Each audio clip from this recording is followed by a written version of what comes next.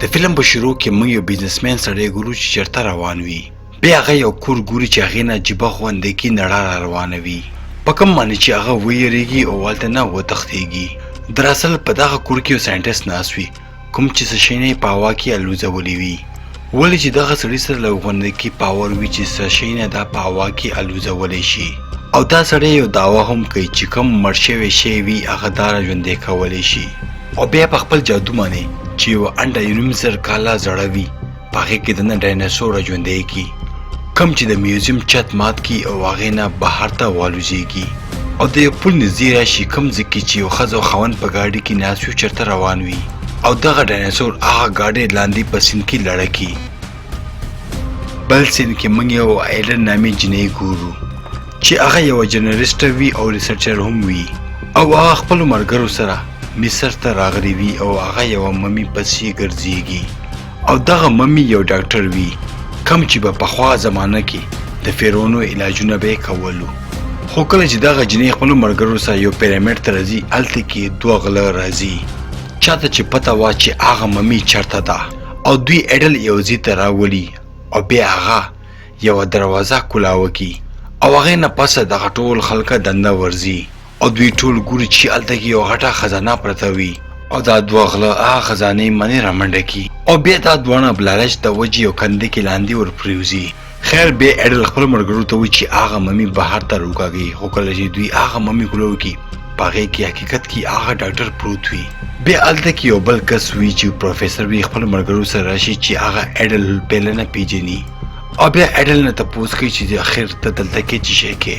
ایډل ورته وایي چې زه دغه ممي ځان سره خپل ملک ته وړل غواړم. او ورته وایي چې زما خور ډېره بیماره ده او د هغې د بیمارۍ علاج بل چا سره هم نشته او زه غواړم چې دغه ممي زما د خور علاج وکړي. دغه پروفیسر چې کله دا خبره واوري هغه ډېر زیات حیرانه شي او ورته وایي چې یو مړی څنګه د یو انسان علاج کولی شي. خو ایډل ورته وایي چې اوس هم په دغه دنیا کې یو انسان شته چې هغه مړي راژوندی کولی شي. خو دغه پروفیسر هم هغه ساینټسټ پیژني او ورته وایي چې هغه ساینټسټ اوس ډېر زیات بوډا شوی دی او هغه هېڅوک هم نشي راژوندی کولی. او بیا خپلو کسانو ته وایي چې دغه جنۍ ځان سره بندي کوي.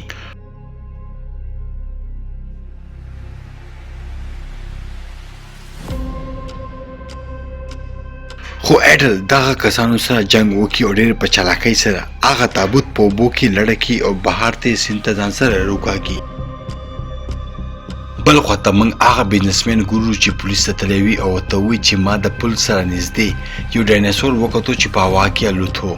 خو پولیس د دې په خبرو باندې یقین نه کوي او داسې فکر کوي چې دغه سړي ډېر زیات شراب څښلي دي.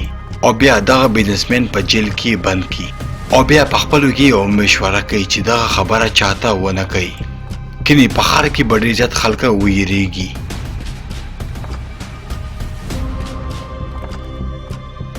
خو ښار کې پهله نه ټول خلکه خبر شوي وي او له هغې خبر په اخبار کې هم راغلی وي. او کله چې وزیر اعظم ته هم پته ولګي هغه پولیس کمشنر ته ټلیفون کوي او ورته وایي چې په 40 غنټو کې دغه کیس ختم کا. بل خواته بیا موږ ګورو چې هلته کې یو بل ساینټسټ هم راغلی وي چې ورسره خپل یو اسسټنټ هم وي چې د هغې نوم وي جون. او جون ایډل سره ډېره مینه هم کوله. دې دواړه ګورو چې په هغه میوزیم کې کومه هګۍ پرته وي هغه ماته وي او سره چا شته هم مات کړی وي او هلته نه وتې وي. او دې دواړه پوه شي چې دغه هګۍ نه ډایناسور بهر ته وتی دی. خو آخر دا څنګه دوی په هېڅ باندې هم نه پوهېږي. بل خواته موږ هغه ساینټسټ ګورو چې د هغې کور ته هغه ډایناسور والوځېږي او راشي. دراصل دغه ساینټسټ د ډایناسور سره کنیکټ وي او دغه ډایناسور یې په خپله اجازه کې اخیستی وي او خوراک دپاره غوښه هم ورکوي. خو دغه دوران دلته کې پولیس هم راشي او بیا دغه ساینټسټ هغه ډایناسور په خپل کور کې چېرته کې پټ کړي او بیا دغه پولیس دې نه ډېر زیات تپوسونه کوي او هلته کې پولیسوالا یو هګۍ راوالي او هغه ماتوي او خوري یې. خو کله چې دغه ډایناسور وګوري چې دا پولیس هګۍ ماتوي نو باید پې بهر ته روځي په دوی حمله وکړي او هلته نه وتښتېږي او لاړ شي. په کوم معنی چې دغه پولیس دا ساینټسټ ځان سره ګرفتار کړي. ولې چې دوی ته پته ولګېده چې دغه ساینټسټ دا ډایناسور یې په خپل اجازه کې اخیستی دی او کنټرول کوي یې کوم چې تېره شپه په ډېرې خلکو باندې حمله کړې وه او مړه کړي دي.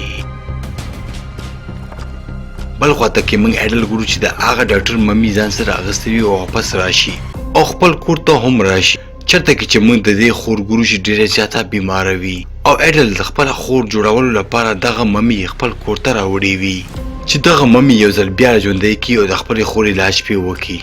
بیا موږ جون ګورو چې د ایډل کور ته راغلی وي او دې ته یو لیټر ورکوي او د دروازې لاندې ناست وي.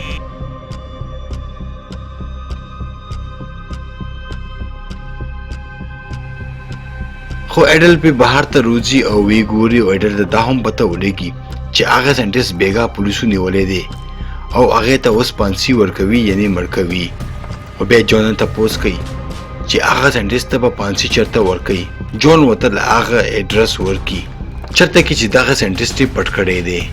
هغه نه پس ایډل خپل اولیا بدلی او ځان یو وکیل سازي او بیا دغه جیل ته راځي او هغه ساینټیسټ سره ملاقات هم کوي او بیا ته دغه ساینټیسټ چې ما تیر سو کالونه څه ایکسپریمنټس وکړو ما یو ډایناسور ژوندې کو.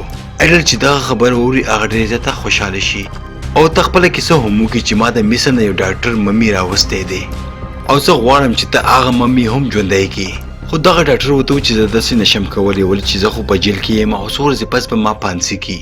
خو ایډل وته چې فکر مه کوه ډېر ژر به زه تا جیل نه تا وکاږم. خو بیا پولیس ته هم پته ولګي چې دغه وکیل په شکل کې دغه جنۍ دننه راغلې ده. خو ایډل کله هم په دومره اسانه به منې نه شي هغه یو ځل بیا ځان ته شکل بدله کړي او خوراک ورکولو والا ښځه ځان نه جوړه کړي. خو یو ځل بیا دغه پولیس یې وپېژني او یو ځل بیا یې ونیسي او د دغه جیل نه یې بهر ته وکاږي. خو ایډل به کله هم په کلاره کې نه دي او هغه یو ځل بیا خپل شکلونه بدلوي او دغه جیل ته دننه ورننوځي. خو هر ځل دوی دا پیژني او جیل نه یې بهر ته وکاږي. خو آخري ځل باندې دا ځان نه له جیل پولیسه جوړه کړي خو دې پیرې څوک ونه پیژني او جیل ته نه راشي او دغه شانتې د هغه ساینټیسټ کمرې ته ځان راورسوي. خو دې ځل هغه ساینټیسټ دلته کې نه وي او دا بیبل قیدي نه تپوس کوي چې هغه ساینټیسټ چېرته لاړو. هغه ودوي چې دغه ساینټیسټ یې بل جیل ته ویوړو ولې چې سبا هغې ته پانسي ورکولو والا دي. ایډل چې کله دا خبره واوري هغه ډېر زیاته پریشانه شي او بیا دا هغه ساینټیسټ بچ کولو لپاره وزیر اعظم ته ورځي او هغې ته منت ظاهر کوي چې تاسو هغه ساینټیسټ پرېږدئ او زما هغه ډېر ضروري پکار دی. خو دغه وزیر اعظم ورته وایي چې ستا په دغه خبره باندې به زه سوچ فکر وکړم بیا بېرته ووایم. ایډل بیا هلته کې مکه ډایناسور ګوري چې بچت باندې ناست وي او اوس هغه په وزیر اعظم باندې حمله کولو والا وي. خو ایډل پې ورټوپ کړي او دغه وزیر اعظم ترې له حملې نه بچ کړي. خو د وزیر اعظم سیکورټ ته دغه پته لګېږي چې دغه جنۍ په دې باندې ټوپ ووالو او دوی راشي دا ونیسي او بهر ته یې بوځي. بل خواته کې موږ جون او د هغې استاد ګورو. جون ورته وایي چې زه روزانه هغه ډایناسور ته د خوراک شی نه ورکوم چې دا په انسانانو باندې حمله ونه کړي او دا ټول عمر موړ وي او دغه ډایناسور هم عادت شوي وي او دا روزانه خوراک کولو لپاره د دې کور ته راځي او د دې استاد خوشحالېږي چې دا خو ته ډېر ښه کار کوې. بل سین کې موږ ایډل ګورو چې هغه په ټاپ کې لامبي او د جون ټول لیټر یې ګوري. په هغې باندې ورته لیکلي وي چې ما ته پته چې هغه ډایناسور چېرته کې دی ځکه هغه په منډه راځي او جون سره ملاقات کوي او بیا جون هغه ځان سره هغه ډایناسور ته راولي او بیا ایډل ډېر ژر هغه ډایناسور سره ملګرتیا کوي او د دغه ډایناسور په ملا باندې کیني او هغه الوزي او هغه ځای ته راځي کوم ځای کې چې به دغه ساینټیسټ ته پانسي ورکوي. خو بیا دا د هغه ډایناسور په مدد باندې ساینټیسټ ځان سره اوچت کړي او هغه ځای ته یې راوړي کوم ځای کې چې به جون دې ته یې خوراک ورکولو او دلته کې پیل نه جون او هغې استاد موجود وي. دې ټولو خپلو کې خبرې کوي خو دلته کې یو پولیس راځي کوم ته چې ډایناسور د مرګ ټارګېټ یې ورکړی وي او دا بیا په ډایناسور باندې ډز کوي په کوم باندې چې دغه ساینټیسټ ته هم نقصان ورشي ولې چې دې دواړه یو بل سره کنیکټ وي یعنې دواړو کې چې څوک هم زخمي کېږي نو دغه درد دواړه به محسوس کوي. خو کله چې دغه ساینټیسټ ډېر زیات په درد کې وي ایډل یې خپل کور ته راولي او بیا ایډل ته وایي چې څومره شیونه چې تا سره په کور کې دي دغه ټول ما ته مخامخ کېده او ایډل چې کله د ټول شیونه دې ته مخامخ ږدي نو دا په خپل پاور سره هغه شیونه په هوا کې الوځوي. خو لږ ساعت پس دا د خپلې کرسۍ نه لاندې لاړه شي او دغه شانتې دا ساینټیسټ دلته کې مړ شي. او بل خواته موږ هغه ډایناسور هم ګورو چې مړ پروت وي خو دغه ساینټیسټ مرګ نه پیله خپل کار یې کړی وي او دغه ممی ژوندۍ شوې وي او هغه د ایډل خور ته راغلی وي او د دې خور نه تپوس کوي چې ستا څه بیماري ده.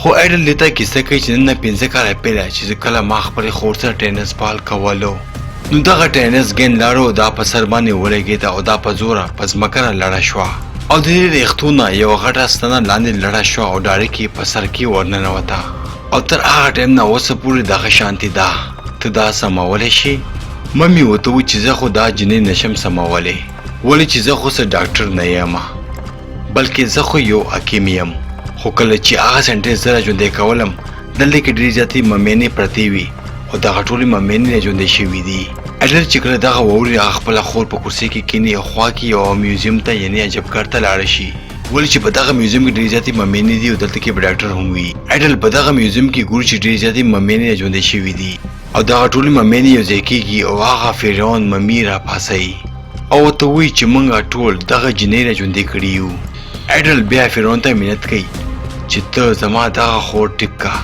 او د دې حالات ډېر زیات خراب دی او بیا دغه فرعون خپل ډاکټر ته اډر ورکوي چې د دې د خور علاج وکړه او دغه ډاکټر ممي د دې د سر نه هغه ستنه وکاږي او د دې خور بالکل ټیک ټاک کي په کوم باندې چې اډل ډېر زیاته خوشحالېږي او خپلې خور ته غاړه ورکوي او بیا هغه فرعون خپلو ممینو سره یو ځای کېږي او دغه ښار کې کلیعام ګرځېږي بله ورځ بیا موږ اډل ګورو چې خپلې خور سره چرته کې چکر ته روانوي او دوی چې په کوم جهاز باندې چکر ته روانوي دغه جهاز ټایټانیک وي او دغه شانتي زموږ فلم دلته کې ختم شي که فلم هم خوښ شوی وي ضرور لایک کړئ او زما چینل ضرور سبسکرایب کړئ